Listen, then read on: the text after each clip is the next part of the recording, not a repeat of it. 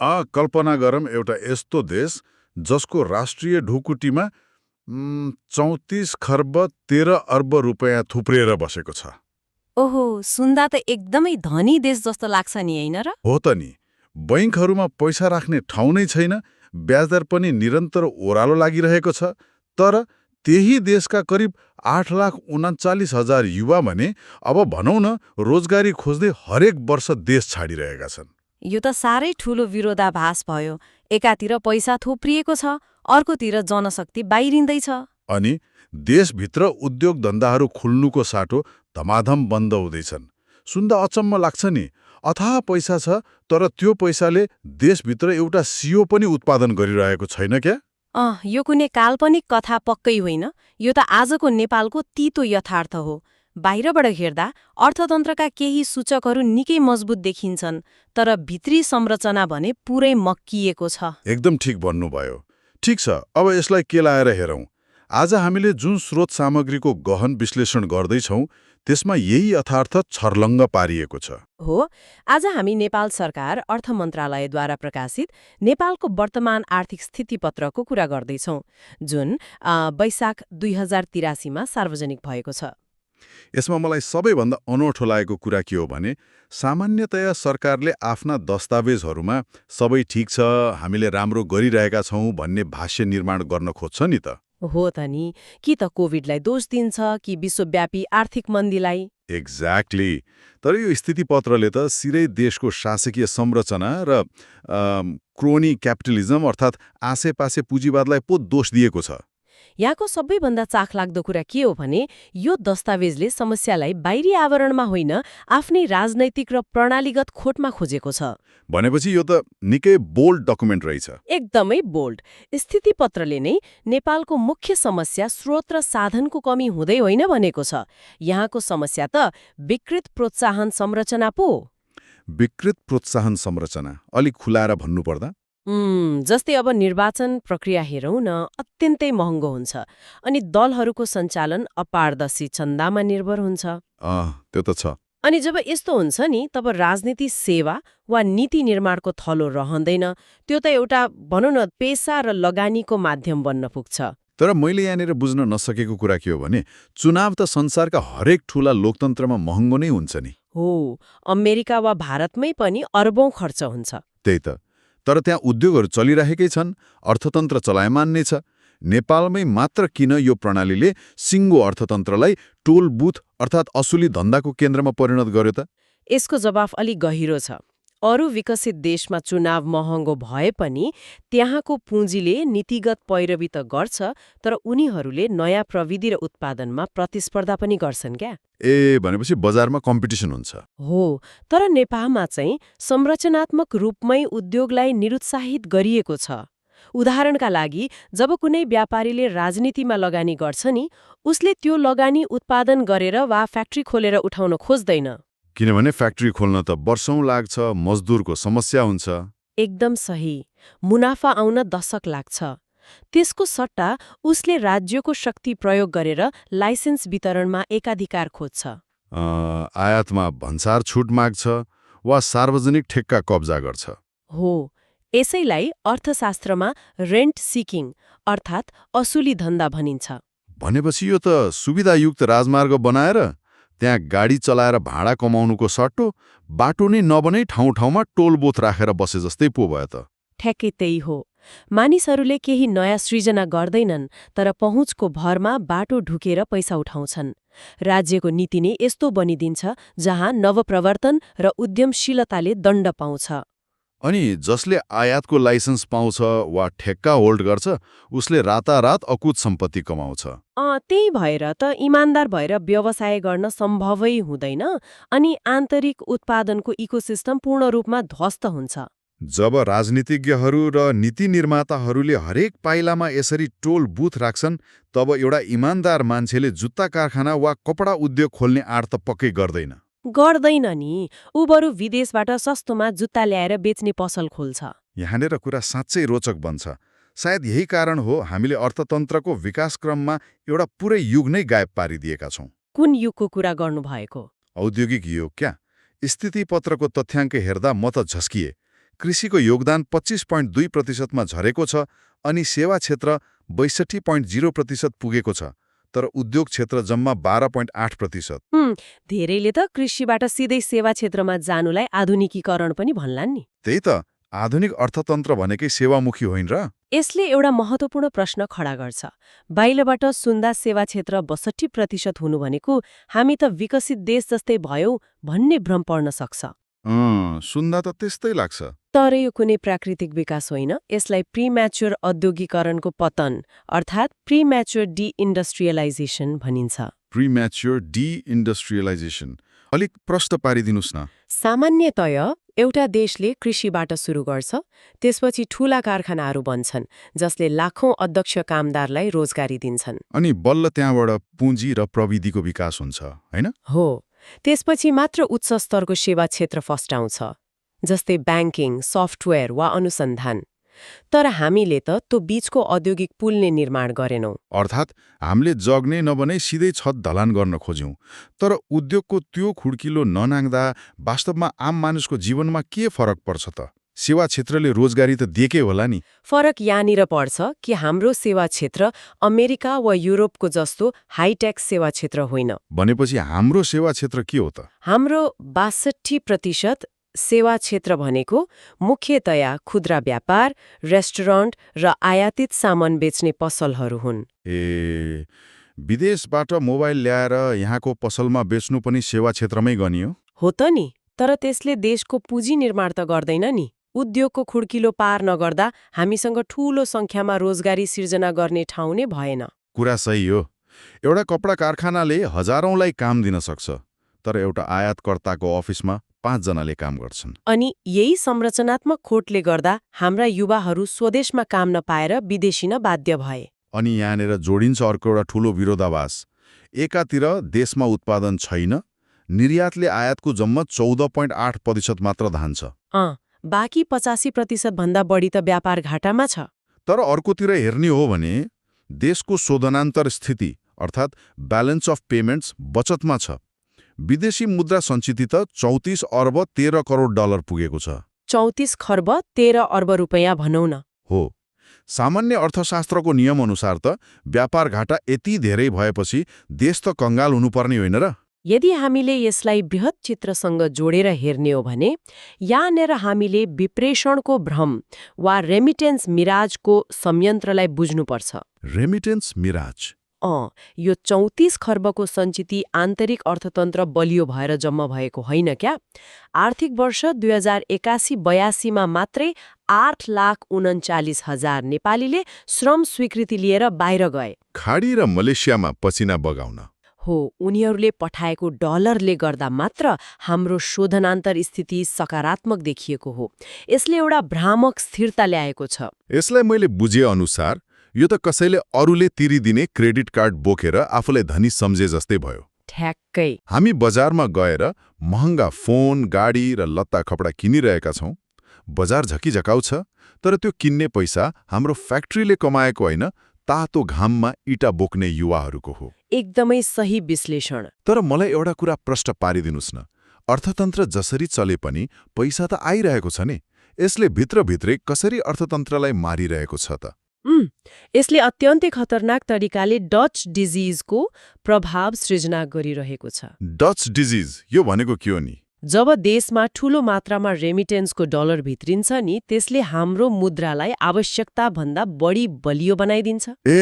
अनि त्यसले के हुन्छ? जसले गर्दा विदेशबाट सामान आयात गर्न एकदमै सस्तो हुन्छ क्या।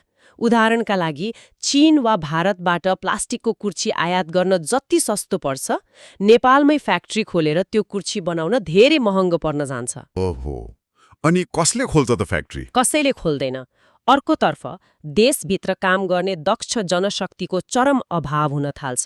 यो यस्तो दुष्चक्र हो जहाँ रेमिटेन्सले नै स्थानीय उद्योगलाई सिद्ध्याइदिन्छ। यो त साँच्चै नै डरलाग्दो चक्र रहेछ। एकातिर ब्याङ्कमा लगानी योग्य रकम थुप्रिएर ब्याज दर 7%मा झरिसकेको छ भनिन्छ। तर त्यो सस्तो ब्याजमा ऋण लिएर उद्योग खोल्ने कोही छैन, किनभने आयात गरेर बेच्न सजिलो र सस्तो छ। हो त नि। अनि यसैबीच सरकारको सार्वजनिक ऋण पनि डरलाग्दो गरी बढिरहेको छ भन्ने तथ्याङ्क छ। कति पुगेर 2072 सालमा कुल गार्हस्थ्य उत्पादनको 22.5% रहेको ऋण 2082 असारसम्म आइपुग्दा 42.3% पुग्ने अनुमान छ।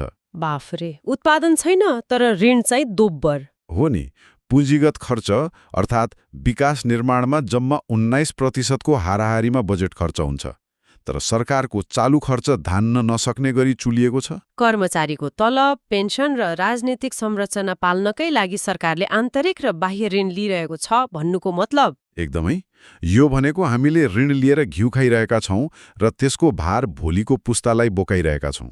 यस्तो कमजोर विप्रेशनको भरमा टिकेको र ऋणले धानेको अर्थतन्त्र लिएर हामी अगाडि बढ्दैछौँ। त्यसो भए यी सबैको अर्थ के हो त? आम मानिसले यी कुरामा किन चासो राख्ने? किनभने अन्तर्राष्ट्रिय मञ्चमा हामीलाई अब 2वटा ठूला झट्का लाग्नेवाला छ। 2वटा ठूला झट्का के हुन् ती? पहिलो कुरा, नोभेम्बर 2026 मा नेपाल अति कम विकसित मुलुक अर्थात् एलडीसीबाट स्तरोन्नति हुँदैछ। त्यो त मैले पनि सुनेको थिएँ, तर सामान्यतया अति कम विकसितको ट्यागबाट माथि उठ्नु त गर्वको कुरा हुनुपर्ने होइन र? हामी विकासशील देश बन्दैछौँ भन्दा त खुसी पो हुनुपर्ने। मनोवैज्ञानिक रूपमा त्यो ट्याग हट्नु पक्कै पनि सुन्दा राम्रो लाग्छ, तर यथार्थमा यो अर्थतन्त्रका लागि ठूलो भूकम्प साबित हुन सक्छ। कसरी? किनभने हामी आर्थिक रूपमा बलियो भएर वा प्रतिव्यक्ति आय बढेर स्तरोन्नति हुन लागेको होइनौ नि त। हाम्रो प्रतिव्यक्ति आय अझै पनि जम्मा $1404 मात्र छ, जुन स्तरोन्नतिको न्यूनतम मापदण्डभन्दा धेरै तल हो, होइन र? हो। हामी त केवल मानव सम्पत्ति र आर्थिक जोखिम सूचकाङ्कको प्राविधिक आधारमा माथि उक्लिन लागेका हौं। यो त एउटा साना किसानलाई अनुदान र मलखात दिएर हुर्काइरहेको अवस्थाबाट अचानक अब तिमी ठूलो भयो भनेर अनुदान खोसेर विश्व बजारका ठूला बहुराष्ट्रिय कम्पनीसँग सिधै भिड्न मैदानमा धकेले जस्तो भएन र? एबिन सठिक उदाहरण दिनुभयो। अहिले एलडीसी भएकै कारण नेपाली उत्पादनहरू जस्तै गलैँचा, पश्मिना वा चियाले युरोपियन युनियन र अन्य विकसित बजारमा भन्सार छुट पाउँछन्। ड्युटी फ्री र कोटा फ्री एक्सेस भन्छन् नि, त्यही हो? त्यही हो। नोभेम्बर 2026 पछि त्यो छुट हट्नेछ। भनेपछि युरोपमा नेपाली गलैँचा बेच्दा अचानक 10 देखि 15% सम्म अतिरिक्त भन्सार लाग्न थाल्छ? हो। हाम्रा उत्पादनहरू पहिल्यै महँगा छन्, त्यसमाथि भन्सार थपिएपछि भियतनाम वा बङ्गलादेशका सामानसँग हामीले कसरी प्रतिस्पर्धा गर्ने? यो त गाह्रो पो हुने भयो त। यसले हाम्रो थोरै रहेको निर्यातलाई पनि पूर्ण रूपमा ध्वस्त पार्न सक्छ। सँगसँगै हामीले पाउने अन्तर्राष्ट्रिय अनुदानहरू पनि ऋणमा परिणत हुनेछन्। ओहो, एकातिर निर्यातको यो हालत हुनेवाला छ, अनि अर्को झट्का चाहिँ के हुने? दोस्रो झट्का भनेको फागुन 2081 देखि Nepal financial action task force अर्थात् FATF को ग्रे लिस्टमा परेको छ। मैले समाचारमा पढेको थिएँ कि सम्पत्ति शुद्धिकरण निवारण सम्बन्धी कानूनहरू समयमै नबन्दा यस्तो भएको हो। तर कानून त पछि संसदबाट पास भयो नि, भएन र? पास त भयो, तर कानून पास गर्नु र त्यसको प्रभावकारी कार्यान्वयन गर्नु दुई फरक कुरा हुन् नि। त्यो त हो। FATFले कानूनको किताब मात्र हेर्दैन क्या, त्यसको नतिजा पनि हेर्छ। नेपालमा ठूला भ्रष्टाचारका काण्डहरू, हुण्डी कारोबार र कर छलीमा कतिजनालाई कारबाही भयो भन्ने रेकर्ड हेर्दा कार्यान्वयन अत्यन्तै फितिलो देखियो। अनि त्यही भएर हामी ग्रे लिस्टमा पर्यौं। तर यसले एउटा सामान्य व्यवसायलाई कसरी असर गर्छ त? अब यसको संयन्त्र बुझौं। जब देश ग्रे लिस्टमा पर्छ, युरोप वा अमेरिकाको कुनै पनि ब्याङ्कले नेपालको ब्याङ्कसँग सिधै कारोबार गर्न मान्दैन। किन नि? डी-रिस्किङको नाममा उनीहरूले कारोबार रोक्छन् वा महिनौं लगाएर अतिरिक्त जाँच गर्छन्। भनेपछि नेपालको एउटा व्यवसायीले विदेशबाट मेसिनरी सामान ल्याउन लेटर अफ क्रेडिट अर्थात् LC खोल्नु पर्यो भने विदेशी ब्याङ्कले शङ्काको भरमा महिनौं अड्काइदिन सक्छ। बिल्कुल। LC खोल्न गाह्रो हुन्छ, कारोबारको लागत दोब्बर हुन्छ र सबैभन्दा भयानक असर त वैदेशिक लगानी अर्थात् FDI मा पर्छ। त्यो त झन महत्त्वपूर्ण कुरा भयो। कसरी असर गर्छ FDI-लाई? मानौ कुनै अन्तर्राष्ट्रिय कम्पनीले एसियामा जलविद्युत वा प्रविधिमा लगानी गर्दैछ। जब उसले नेपाललाई ग्रे लिस्टमा देख्छ नि, उसको कम्प्लायन्स विभागले सिधै भन्छ, यहाँ एन्टी मनी लन्ड्रिङको जोखिम धेरै छ, यो पैसा भियतनाम वा इन्डोनेसिया लैजाउँ। ओहो, भनेपछि लगानी आउँदैन। त्यही भएर त अहिले हाम्रो प्रत्यक्ष वैदेशिक लगानी दक्षिण एसियाकै जम्मा 0.2% मात्र छ। ग्रे लिस्टले हामीलाई अन्तर्राष्ट्रिय वित्तीय प्रणालीबाट एक प्रकारले अछुत जस्तै बनाइदिन्छ। यी सबै विश्लेषण सुन्दा त लाग्छ हामी चारैतिरबाट चक्रव्यूहमा फँसेका छौं। एकदमै। एकातिर राजनीतिक असुली धन्दा, अर्कोतिर उद्योगविहीन अर्थतन्त्र र रेमिटेन्सको डच डिजिज, अनि थपिएका यी एलडिसी र एफएटिएफका अन्तर्राष्ट्रिय तरबारहरू। किनभने अघि हामीले उदारीकरण र खुला बजारको कुरा गर्यौं, तर खुला बजारले मात्र त यहाँ असुली धन्दा नै फस्टाएको देखियो। यो दस्तावेजको अर्को सुन्दर पक्ष भनेकै यसले दिएको वैचारिक प्रष्टता हो। स्थितिपत्रले प्रष्ट भनेको छ कि अब निरपेक्ष उदारीकरण अर्थात् प्योर लिबरलाइजेसनले मात्र काम गर्दैन। राज्यले सबै कुरा बजारलाई छोडिदिने र बजार आफै सन्तुलित हुन्छ भन्ने मान्यता नेपालमा असफल भयो भन्न खोजेको हो। हो त नि, किनभने हाम्रो बजारमा कार्टेलिङ र क्रोनीहरूको कब्जा छ, अनि त्यसैगरी पञ्चायतकालमा जस्तो राज्यले नै सबै उद्योग चलाउने नियन्त्रणमुखी प्रणाली पनि अब सम्भव छैन। भनेपछि बीचको बाटो के त? त्यसैले यसले बृहत संरचनात्मक रूपान्तरणको वकालत गरेको छ। यो संरचनात्मक रूपान्तरण भनेको कागजमा लेख्न जति सजिलो छ व्यवहारमा उतार्न त्यति नै गाह्रो होला नि। यो रूपान्तरणको मुख्य आधारहरू चाहिँ के हुन् त? मुख्यतया यसले हामीसँग भएका स्रोतहरूको उत्पादनशील उपयोगमा जोड दिएको छ। ऊर्जाको क्षेत्र एउटा बलियो उदाहरण हो। ऊर्जामा त केही आशलाग्दा तथ्याङ्कहरू छन् नि। हो, एक दशक अघिसम्म करिब 700 मेगावाट रहेको जलविद्युत क्षमता अहिले बढेर 4105 मेगावाट पुगेको छ। यो ठूलो छलाङ हो। अनि संरचनात्मक रूपान्तरणले चाहिँ यसलाई कसै हेर्छ त? यसले के भन्छ भने यो बिजुली भारतलाई सस्तोमा बेचेर मात्र हामी धनी हुँदैनौँ, हामीले आन्तरिक ऊर्जा खपत बढाउनु पर्छ। पेट्रोलियम पदार्थको आयात घटाएर विद्युतीय यातायातलाई बढावा दिने हो, अनि स्वदेशमै ऊर्जा गहन अर्थात् एनर्जी इन्टेन्सिभ ठूला उद्योगहरू खोल्ने वातावरण बनाउनु पर्छ। अनि प्रविधिको क्षेत्रमा पनि त ठूलो सम्भावना देखिन्छ नि। तथ्याङ्कले भन्छ 96% जनसङ्ख्यामा मोबाइल र इन्टरनेटको पहुँच पुगेको छ। पहुँच त पुगेको छ, तर त्यसको प्रयोग कसरी भइरहेको छ त? त्यसलाई डिजिटल डिभाइड भनिएको छ। इन्टरनेट छ तर मनोरञ्जनमा मात्रै सीमित छ भन्न खोज्नु भएको। टिकटक वा फेसबुकमा मात्र सीमित छ क्या, उत्पादकत्व बढाउनमा होइन।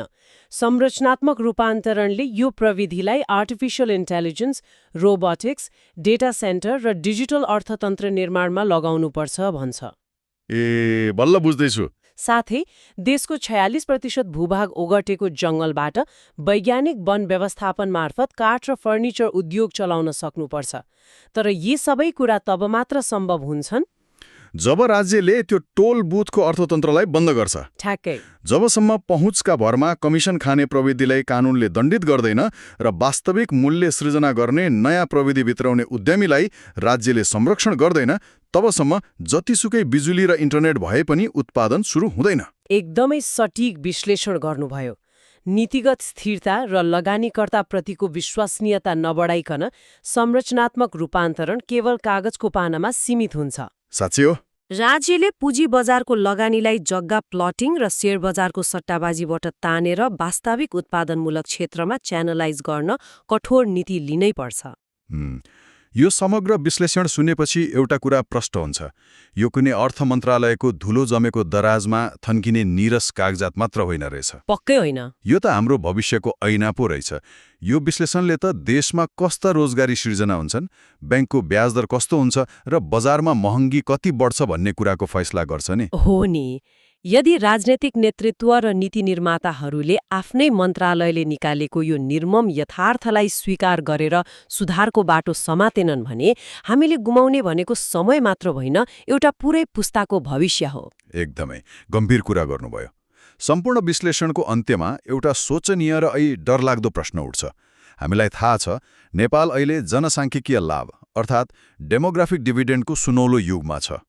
काम गर्न सक्ने उमेरका युवाहरूको संख्या इतिहासमै सबैभन्दा धेरै छ अहिले। तर विडम्बना हेर्नुस् त, ती सबै युवाहरूको ऊर्जा विदेशी भूमिमा खर्च भइरहेको छ। हो त नि। यो यस्तो गम्भीर परिदृश्य हो जसले हामी सबैलाई सोच्न बाध्य बनाउँछ। यदि नेपालमा समयमै औद्योगिक क्रान्ति वा संरचनात्मक रूपान्तरण हुन सकेन र यो युवा जनशक्ति बिस्तारै बुढ्यौलीमा प्रवेश गर्यो भने के होला? के नेपाल धनी हुनु अघि नै, विकासको उचाइ छुनु अघि नै बुढो हुनेछ? विदेशमा बस्ने आफन्तले पठाएको पैसामा मात्र आश्रित एउटा वृद्धहरूको समाज अर्थात् एजिङ सोसाइटीमा परिणत हुने हाम्रो नियति त होइन? यो त साँच्चै नै गम्भीर प्रश्न हो। यो एउटा यस्तो प्रश्न हो जसको जवाफ आजका नीति र निर्णयहरूले मात्र दिन सक्छन्। यस विषयमा थप सोच्न प्रेरित गर्दै आजको यस स्रोत सामग्रीको गहन विश्लेषणबाट हामी बिदा हुन्छौँ।